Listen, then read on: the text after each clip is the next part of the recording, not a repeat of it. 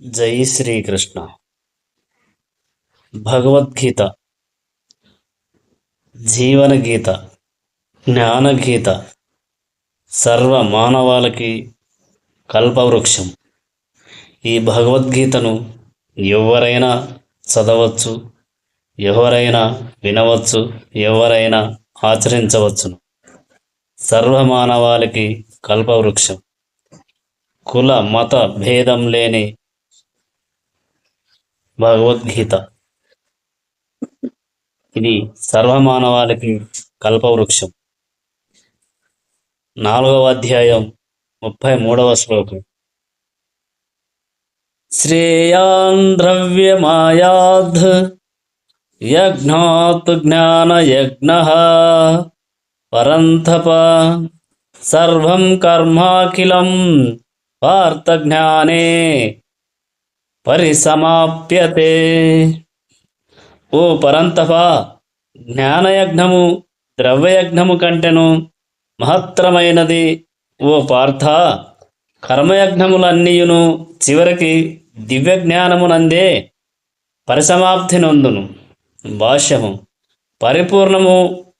పరిపూర్ణ జ్ఞాన స్థితిని సాధించి తద్వారా భౌతిక క్లేశముల నుండి ముక్తి నొంది చివరికి ప్రేమయుక్త భగవత్సేవయందు కృష్ణ చైతన్యమునందు నెలకొనుటయే సర్వయజ్ఞముల ముఖ్యోద్దేశము అయినను ఈ విధములైన యజ్ఞ కార్యములకు సంబంధించిన విషయమున ఒక రహస్యము గలదు.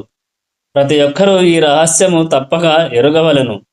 కనుక కర్త యొక్క ప్రత్యేక శ్రద్ధ ననుసరించి యజ్ఞములు కొన్ని మార్లు వివిధ రూపములను దాల్చుచుండును. కర్తకు గల ప్రత్యేక శ్రద్ధ దివ్య జ్ఞాన స్థితికి చేరినప్పుడు అట్టి యజ్ఞకర్త జ్ఞానరహితముగా ద్రవ్య యజ్ఞములను అనగా సంపదలను త్యాగము చేయు వారి కంటెను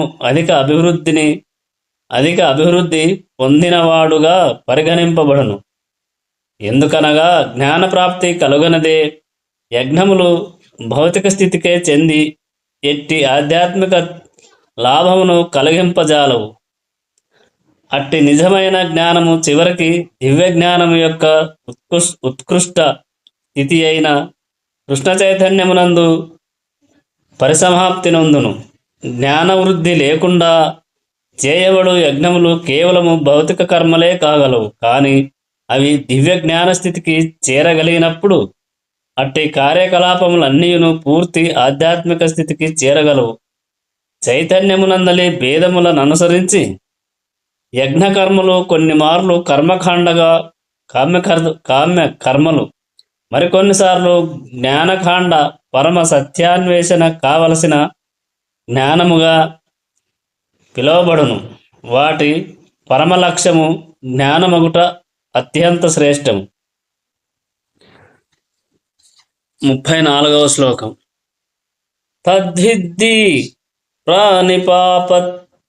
తద్విద్ధి ప్రాణిపాతేన పరిప్రశ్నేన సేవాయ ఉపధ్యేక్ష్యంతి తే జ్ఞానం జ్ఞాననంతత్వదర్శినః.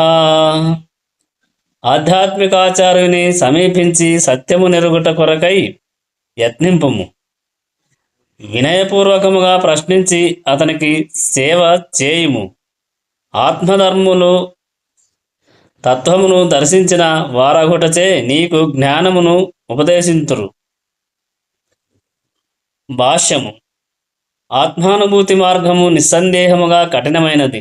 కనుకనే తన నుండియే వచ్చుచున్నట్టి ప్రామాణిక గురు శిష్య పరంపరలోని ఆధ్యాత్మికాచార్యుని సమీపింపమని భగవానుడు ఉద్దేశించుచున్నాడు.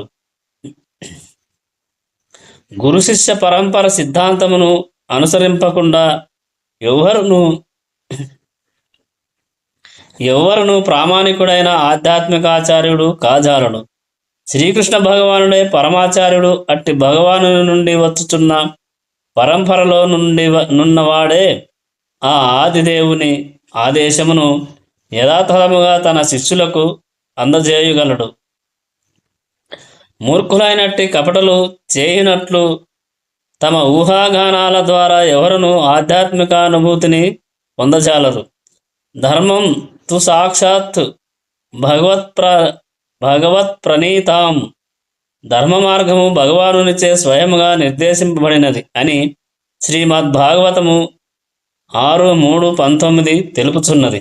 కనుక మానసిక ఊహాగానాలు లేదా శుష్కవాదనలు మానవుని సరి అయిన మార్గము వైపునకు నడపజాలవు. అట్లే స్వతంత్రముగా చేయబడు శాస్త్రాధ్యయనము చేత ఎవ్వరునూ ఆధ్యాత్మిక పురోభివృద్ధిని సాధింపలేరు. కనుక ప్రతి ఒక్కరూ జ్ఞానము పొందుటకు తప్పక ప్రామాణికుడైన ఆధ్యాత్మికాచార్యుని సమీపించి సంపూర్ణ శరణాగతిని పొంది ఆయనను ఎట్టి అహంకారమును లేకుండా శ్రద్ధతో అల్పసేవకుని వలె సేవింపవలెను. వాస్తవమునకు ఆత్మదర్శి అయిన ఆధ్యాత్మికాచార్యుని సంతృప్తియే ఆధ్యాత్మిక జీవన పురోభివృద్ధికి గల రహస్యము. శరణాగతి మరియు పరిప్రశ్నల సమ్మేళనమే ఆధ్యాత్మిక అవగాహనకు తగిన సాధనములు. ఎందుకనగా శరణాగతి మరియు సేవ లేకుండా ఆధ్యాత్మికాచార్యుని ప్రశ్నించు ప్రశ్నలు నిష్ప్రయోజనములు మరియు శక్తిహీనములు కాగలవు. ప్రతి ఒక్కరూ ఆధ్యాత్మికాచార్యుడు చేయు పరీక్షలో ఉత్తీర్ణుడు కావాలను. సహజముగానే శిష్యుని అందలి శ్రద్ధను గమనించిన ఆధ్యాత్మికాచార్యుడు వెంటనే అతనికి నిజమైన ఆధ్యాత్మిక అవగాహన కలుగునట్లుగా ఆశీర్వదించును. ఈ శ్లోకమున గ్రుడ్డిగా అనుసరించుట మరియు వ్యర్థ ప్రశ్నలను అనునవి నిరసింపబడినవి.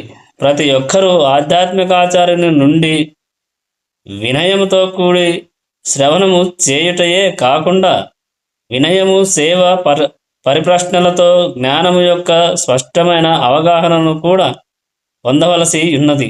ప్రామాణికుడైన ఆధ్యాత్మికాచార్యుడు తన స్వభావరీత్యా సహజముగానే శిష్యుని పట్ల దయను కలిగియుండును. కనుక శిష్యుడు అనుకువతో సదా సేవ చేయుట కొరకై సిద్ధపడినప్పుడు అతని ప్రశ్నలు మరియు జ్ఞానబోధనల యొక్క ప్రధానములు పూర్ణత్వము నొందగలవు. 4వ అధ్యాయంలో 35వ శ్లోకం.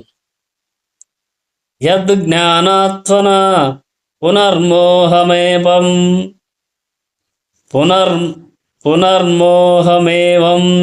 యస్య పాండవ ఏన భూతాన్యశేషాని ద్రక్ష్యాత్మన్యధోమయి.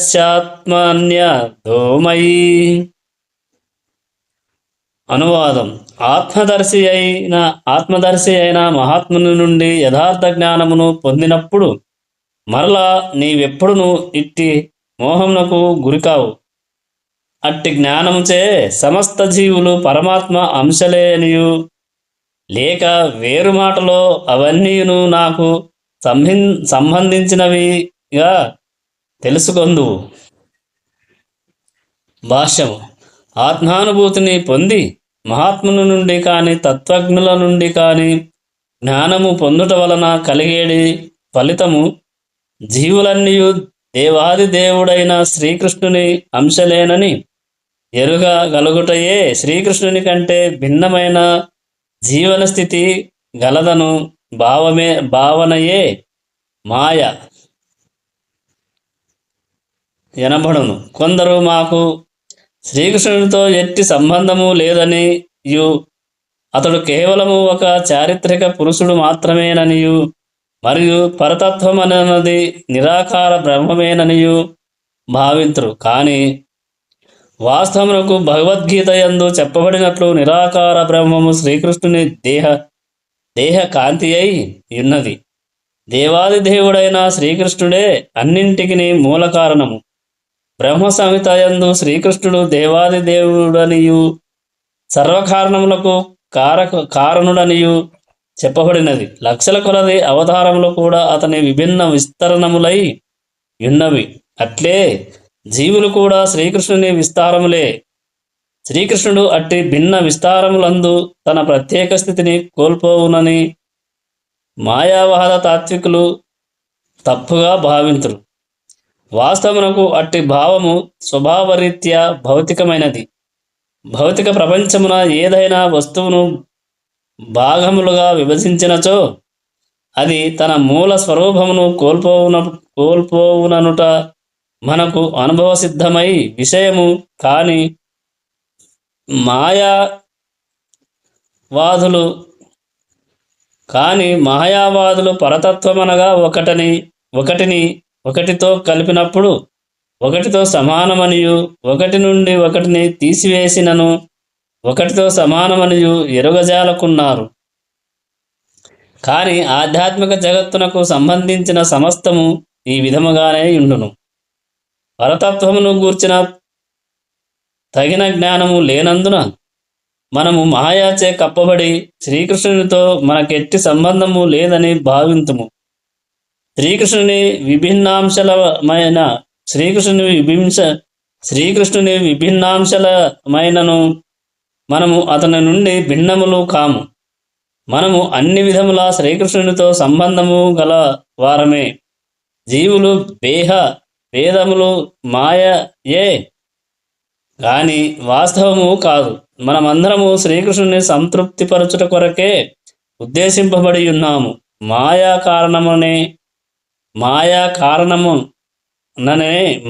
కారణముననే అర్జునుడు తన బంధువులతో గల తాత్కాలిక దేహ సంబంధము శ్రీకృష్ణునితో తనకు గల నిత్య ఆధ్యాత్మిక సంబంధము కంటెను మిక్కిలి ప్రధానమైనదిగా భావించెను. శ్రీకృష్ణుని నిత్య దాసునిగా జీవుడెన్నడను శ్రీకృష్ణుని నుండి వేరు కాడనియు, మరియు శ్రీకృష్ణుని నుండి తాను స్వతంత్రుడనను జీవుని భావన మాయ అని ఉపదేశించుట కొరకే భగవద్గీత ఉద్దేశింపబడినది. భగవానుని నిత్యాంశలుగా జీవులు నిర్వహింపవలసిన ప్రయోజనం ఒకటి కలదు. అయినను జీవులు ఆ ప్రయోజనమును అనాది కాలముగా విస్మరించి దేవతలు, మానవులు, మృగములు వంటి భిన్న దేహములలో నెలకొల్పబడి ఉండిరి. భగవానుని దివ్య సేవను విస్మరించుట చేతనే అట్టి వివిధ దేహములు కలుగుతున్నవి. కానీ మానవుడు కృష్ణ చైతన్యము ద్వారా భగవానుని దివ్య సేవయందు నెలకొనినంతనే ఇట్టి భ్రాంతి నుండి విముక్తుడవును. కేవలము అట్టి శుద్ధ జ్ఞానమును ప్రామాణిక ఆధ్యాత్మికాచార్యుని ద్వారానే పొందగలడు. దానితో జీవునకు శ్రీకృష్ణునితో సమానమును భ్రాంతి తొలగిపోవును. శ్రీకృష్ణుడితో సమానమును భ్రాంతి తొలగిపోవును. పరమాత్ముడు శ్రీకృష్ణుడు సమస్త జీవులకు పరమాశ్రయుడైనయు మరియు అట్టి ఆశ్రమమును విడిచి జీవులు ప్రకృతిచే భ్రాంతి నొందుట చేత జీవులు తమకు తాము స్వతంత్రులుగా భావించుచున్నారనియు ఎరుగగలుగుటయే వాస్తవమునకు పరిపూర్ణ జ్ఞానం. ఆ కారణముననే వారు భౌతిక దేహబుద్ధి చేత శ్రీకృష్ణుని విస్మరించుచున్నారు. అట్టి మాయామోహిత జీవులు కృష్ణ చైతన్యమునందు నెలకొనినప్పుడు ముక్తి మార్గమునందు నెలకొనినట్టి వారని శ్రీమద్భాగవతము 2:10-6 నిర్ధారించుచున్నది. ముక్తిర్తిత్వాన్యథా రూపం స్వరూపేణ వ్యవస్థితి. శ్రీకృష్ణ భగవానుని నిత్య దాసునిగా కృష్ణ చైతన్యముతో జీవుడు తన నిజ స్వరూప స్థితి యందు నిలిచియుండుటయే ముక్తి ఎనబడను. 36వ శ్లోకం. అపి చేదసి పాపేభ్యః సర్వేభ్యః పాపకృత్తమః సర్వం జ్ఞానప్లవేనైవ వృజినం సంతరిష్యసి. అనువాదం.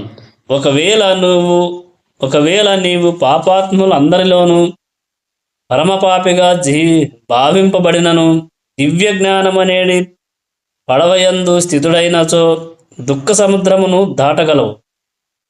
భాష్యము.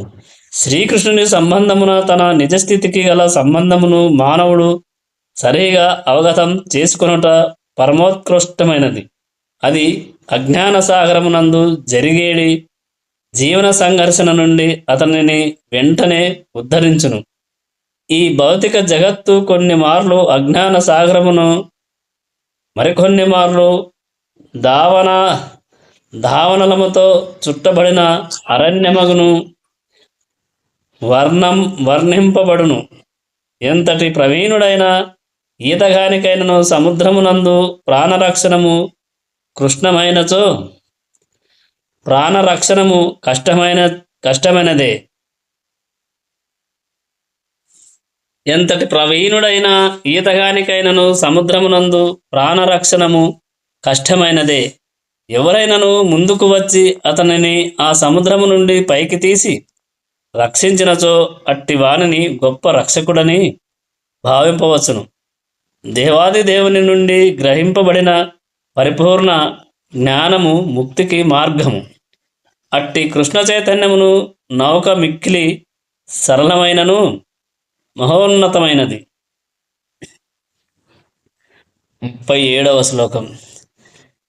యథైధాంసి సమిద్ధోగ్నిర్భస్మ సాత్కృతేర్జున జ్ఞానాగ్నిః సర్వకర్మాణి భస్మసాత్ కురుతే తథా. అనువాదం. ఓ అర్జున, మండుచున్న అగ్ని కట్టెలను బూడిదగా చేయునట్లు జ్ఞానమనేది అగ్ని భౌతిక కర్మ ఫలములన్నింటినీ బూడిదగా చేసివేయును. భాష్యము. ఆత్మ మరియు పరమాత్మ మరియు వాని పరస్పర సంబంధమును గూర్చిన పరిపూర్ణ జ్ఞానము ఇక్కడ అగ్నితో పోల్చబడినది. ఈ అగ్ని పాపఫలములనేది కాకుండా పుణ్యకర్మ ఫలములను కూడా కాల్చి బూడిద చేయును. కర్మఫలములలో వివిధ దశలు గలవు. కలుగబోవు ఫలము, ఫలించుచున్న ఫలము, అనుభవించుచున్న ఫలము, సంసిత ఫలము. కానీ జీవుని నిజస్థితికి సంబంధించిన జ్ఞానము సర్వమును బూడిద చేయగలదు. మానవుడు సంపూర్ణ జ్ఞానమును పొందినప్పుడు సంచిత ప్రారబ్ధము వంటి సమస్త కర్మఫలములన్నీ నశించిపోవును. బృహదారణ్యకోపనిషత్తు 4:4-22 నందు ఇట్లు చెప్పబడినది. ఉభే ఉ హైవైష ఏతే తరత్య మృతః సాధ్వసాధుని. ఎవరైనను పాపపుణ్య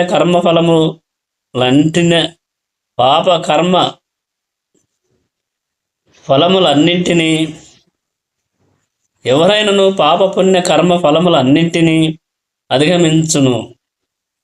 38వ శ్లోకం. నహి జ్ఞానేన సదృశ్యం పవిత్ర మిహ విద్యతే తత్స్వయం యోగ సంసిద్ధః కాలేనాత్మని విందతి. అనువాదం. ఈ జగత్తునందు దివ్య జ్ఞానము వలె పవిత్రము మరియు మహోన్నతమైనది వేరొక్కటి లేదు. అట్టి జ్ఞానము సమస్త యోగముల పరిపక్వ ఫలము. భక్తియుక్త సేవయందు పరిపూర్ణత్వమును సాధించినవాడు కాలక్రమమున అట్టి జ్ఞానమును తనయందే అనుభవించును. భాష్యము. మనము దివ్య జ్ఞానమును గూర్చి ప్రస్తావించునప్పుడు దానిని ఆధ్యాత్మిక అవగాహనతోనే ఆ కార్యమును చేయుదుము. అట్టి దివ్య జ్ఞానము వలె పవిత్రమైనది మరియు ఉన్నతమైనది మరొక్కటి లేదు. అజ్ఞానము మన బంధముకును జ్ఞానము ముక్తికిని కారణములు. భక్తియుక్త సేవ యొక్క పరిపక్వ ఫలమే జ్ఞానము. మానవుడు అట్టి దివ్య జ్ఞానమును పొందినప్పుడు శాంతిని తనయందే అనుభవించుట చేత దాని కొరకు బాహ్యమున వెదకనవసరము లేదు. మరొక విధముగా చెప్పవలెననిన ఈ జ్ఞానము మరియు శాంతికి పరమలక్ష్యమే కృష్ణ చైతన్యము. ఇదియే భగవద్గీత యొక్క తుది వాక్యము. 39వ శ్లోకం. శ్రద్ధవాన్ లభతే జ్ఞానం తత్పరః సంయతేంద్రియః జ్ఞానం లబ్ధ్వా పరాం శాంతి మచిరేనాధిగచ్చతి. అనువాదం: దివ్య జ్ఞాన తత్పరుడైన శ్రద్ధావంతుడు ఇంద్రియములను నిగ్రహించి అట్టి దివ్య జ్ఞానమును పొందుటకు అర్హుడగును. దానిని సాధించి అతడు శీఘ్రముగా పరమశాంతిని పొందును. భాష్యము: శ్రీకృష్ణుని యందు దృఢ విశ్వాసము కలిగిన మానవునికి అట్టి కృష్ణ చైతన్య జ్ఞానము లభింపగలదు. కృష్ణ చైతన్యమునందు కర్మలాచరించుట చేతనే పరిపూర్ణత్వమును సిద్ధించునని భావించువాడు శ్రద్ధావంతుడ అనబడును.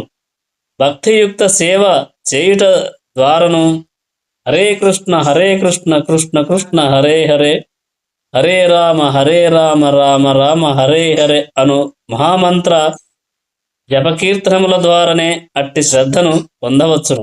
అది మానవ హృదయమునందలి భౌతిక మాలిన్యము నంతటినీ శుద్ధి చేయును.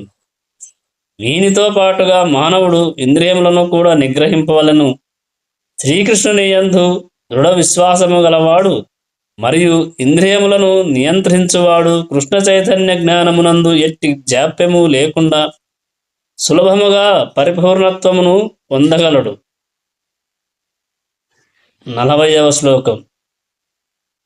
అజ్ఞచ్చ శ్రద్ధదానచ్చ సంశయాత్మా వినశ్యతి, నాయం లోకోస్థిన పరో న సుఖం సంశయాత్మనాః. అనువాదం: అపౌరుషేయములైన శాస్త్ర గ్రంథములను సందేహించు అజ్ఞానులు మరియు శ్రద్ధారహితులు భగవద్జ్ఞానమును పొందజాలక పతనము చెందుదురు. సంశయాత్ములైన వారికి ఈ లోకమున గాని పరలోకమున గాని సుఖము లేదు.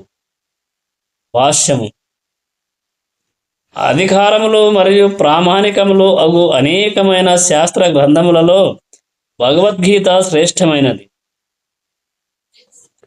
పశుప్రాయులైన మానవులకు ప్రామాణిక శాస్త్రములందు శ్రద్ధ గాని జ్ఞానము గాని ఉండదు. కొందరికి అట్టి శాస్త్రములను గూర్చి కొంత జ్ఞానము ఉన్నను మరియు సందర్భోచితముగా వారి నుండి కొన్ని విషయములను ఉదహరింపగలిగినను వారికి శాస్త్రవచనములపై పూర్తి విశ్వాసముండదు. మరికొందరు భగవద్గీత వంటి శాస్త్ర గ్రంథముల యెడ శ్రద్ధ విశ్వాసములను కలిగి ఉన్నను దేవాది దేవుడైన శ్రీకృష్ణుని విశ్వసించుట గాని అతనిని అర్చించుట గాని చేయరు. అట్టివారు కృష్ణ చైతన్యము నందు నెలకొన జాలరు. వారు పతనము చెందుదురు. పైన పేర్కొనబడిన వారందరిలో శ్రద్ధ లేనివారు మరియు సందేహములతో కూడియుండువారు ఎన్నడను ఎట్టి పురోభివృద్ధిని సాధింపలేరు. భగవానుని యందు అతని వాక్కుల యందు శ్రద్ధ విశ్వాసములు లేనివారు ఈ లోకమున కాని పరలోకమున కాని ఎట్టి శుభములను పొందజాలరు. వారికెట్టి సుఖముండదు. కనుకనే మానవుడు శాస్త్ర గ్రంథముల సిద్ధాంతములను శ్రద్ధతో అనుసరించుచు జ్ఞానస్థితికి ఉద్ధరింపబడవలెను. ఈ జ్ఞానమే ఆధ్యాత్మిక అవగాహనతో కూడిన దివ్యస్థితి నందుకొనుటకు తోడ్పడగలడు. అనగా సందేహస్తులకు ఆధ్యాత్మిక ముక్తి విషయమున ఎట్టి స్థానము లేదు. కనుకనే ప్రతి ఒక్కరూ గురు శిష్య పరంపర అనురాగతముగా వచ్చుచున్న గొప్ప ఆచార్యుల అడుగుజాడలను అనుసరించుచు విజయమును సాధింపవలెను. 41వ శ్లోకం. యోగ సన్యస్త కర్మాణం జ్ఞాన సంచిన్న సంశయం ఆత్మవంతం న కర్మాణి నిబధ్నంతి ధనంజయ. అనువాదం: కర్మఫలములన్నింటినీ త్యజించి భక్తియోగమునందు వర్తించుచు దివ్య జ్ఞానముచే సందేహములు నశించియున్నవాడు వాస్తవముగా ఆత్మజ్ఞానమునందే స్థితుడైనట్టివాడు ఓ ధనంజయ, ఆ విధముగా అతడు కర్మఫలములచే బంధింపబడును. భాష్యము. దేవాది దేవుడైన శ్రీకృష్ణ భగవానునిచే స్వయముగా బోధింపబడిన భగవద్గీత ఉపదేశములను అనుసరించువాడు దివ్య జ్ఞానము ద్వారా అన్ని సందేహముల నుండి విముక్తుడగును. సంపూర్ణ కృష్ణ చైతన్యములో తనను భగవానుని అంశరూపముగా గుర్తించినవాడు అప్పటికే ఆత్మజ్ఞానమునందు స్థితుడై ఉండును. కనుకనే అతడు నిస్సందేహముగా కర్మబంధములకు అతీతుడై ఉండును. 42వ శ్లోకం. తస్మాద్ జ్ఞాన సంభూతాం హృత్సత్సం జ్ఞానాసినాత్మనః చిత్తైనం సంశయం యోగ మాతిష్ఠోత్తిష్ట భారత. అనువాదం. అందుచే అజ్ఞానము వలన నీ హృదయము నందు కలిగిన సందేహములను జ్ఞానఖడ్గముచే ఛేదించి వేయుము. ఓ భరత, యోగ సమన్వితుడవై యుద్ధము చేయుటకు లెమ్ము. భాష్యము. ఈ అధ్యాయమునందు ఉపదేశింపబడిన యోగ పద్ధతి సనాతన యోగము లేక జీవునిచే నిర్వహింపబడు నిత్య కర్మలని పిలువబడును. ఈ యోగ విధానము యజ్ఞకర్మలకు సంబంధించిన 2 విభాగములను కలిగి ఉండును. అందులో ఒకటి ద్రవ్యమయ యజ్ఞమని భౌతిక వస్తుత్యాగం పిలువబడుగా, రెండవది శుద్ధ ఆధ్యాత్మిక కర్మ అయినటువంటి ఆత్మజ్ఞానముగా పిలువబడును. ద్రవ్యమయ యజ్ఞము ఆత్మానుభూతితో అనుసంధింపబడినచో అది భౌతిక కర్మగా పరిణమించును. కానీ అట్టి యజ్ఞములను ఆధ్యాత్మిక లక్ష్యముతో లేక భక్తియుక్త సేవతో నిర్వహించువాడు పరిపూర్ణ యజ్ఞమును చేసినవాడగును. ఇక మనము ఆధ్యాత్మిక కార్యకలాపములను గూర్చి పరిశీలించినచో వాటి యందు 2 విభాగములను చూడవచ్చును. అందులో ఒకటి తనను గూర్చి అనగా ఆత్మను ఎరుగుట స్వసహజ స్థితి కాగా, రెండవది దేవాది దేవుడైన శ్రీకృష్ణ భగవానుని గూర్చిన సత్యమును ఎరుగుట కాగలదు. భగవద్గీత మార్గమును యథాతథముగా అనుసరించువాడు ఆధ్యాత్మిక జ్ఞానమునందలి ఈ 2 ముఖ్య విభాగములను సులభముగా తెలుసుకొనగలడు. అట్టి వానిని ఆత్మ భగవానుని అందలి అంశ అనేడి పరిపూర్ణ జ్ఞానమును సులభముగా లభించును. అట్టివాడు భగవానుని దివ్య కర్మలను సులభముగా అవగతం చేసుకొనగలడు. కావున అతనికి గల జ్ఞానము లాభదాయకము కాగలదు. ఈ అధ్యాయపు ఆరంభమున భగవానుని దివ్య కర్మలు అతని చేతనే చర్చింపబడినవి.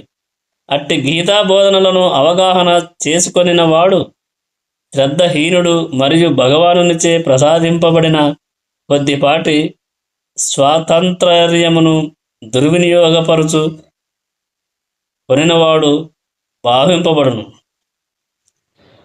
అట్టి బోధనలు లభించిన పిమ్మట కూడా భగవానుడు సత్ చిత్ జ్ఞానస్వరూపునిగా అతని నిజతత్వమును తెలుసుకొనలేని వాడు నిజముగా మూర్ఖాగ్రేసరుడే. అట్టి అజ్ఞానము కృష్ణ చైతన్యమునందలి నియమములను పాటించుట ద్వారా క్రమముగా తొలగిపోగలదు. వివిధ దేవతల కొరకై చేయబడు వివిధ యజ్ఞముల ద్వారా పర బ్రహ్మోపాసన ద్వారా, బ్రహ్మచర్యము ద్వారా, నియమిత గృహస్థ జీవనము ద్వారా, యోగము ద్వారా, తపస్సు ద్వారా, భౌతిక సంపదల త్యాగము ద్వారా, వేదాధ్యయనము ద్వారా, వర్ణాశ్రమ ధర్మమును అనుసరించుట ద్వారా కృష్ణ చైతన్యము జాగృతము కాగలదు. ఇవి అన్నీయును నియమిత కర్మలపై ఆధారపడి యాగాలుగా పిలువబడను. కానీ ఈ కార్యకలాపములన్నింటిలో ఆత్మానుభూతియే ప్రధానాంశము. కనుక ఆ లక్ష్య సాధనను వాంఛించువాడు భగవద్గీత యొక్క నిజమైన విద్యార్థి అనగా సాధకుడు కాగలడు. అట్లుగాగా శ్రీకృష్ణుని ప్రామాణికత్వమును సందేహించువాడు పతనము చెందును.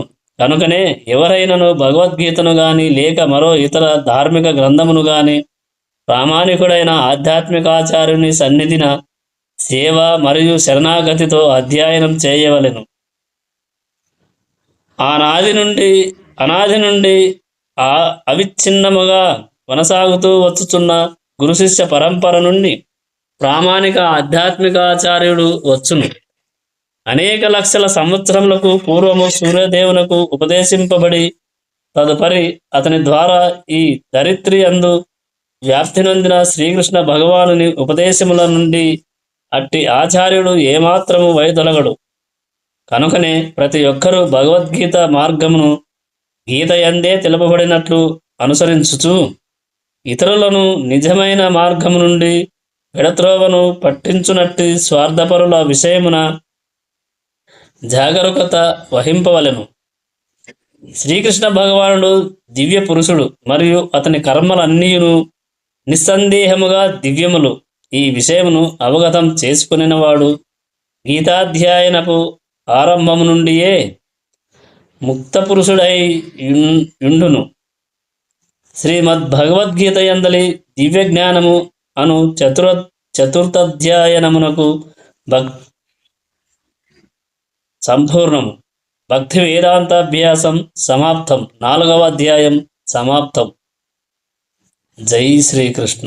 రేపటి వీడియోలో 5వ అధ్యాయం కర్మయోగం, కృష్ణ చైతన్య సహిత కర్మ యోగం 5వ అధ్యాయం రేపటి వీడియోలో తెలుసుకుందాం. ఇది విన్నవారు చదివినవారు మీకు తెలిసినంతగా మరికొంతమందికి ఈ భగవద్గీత జ్ఞానాన్ని పంచగలరని మా మనవి. జై శ్రీకృష్ణ. జై శ్రీరామ్.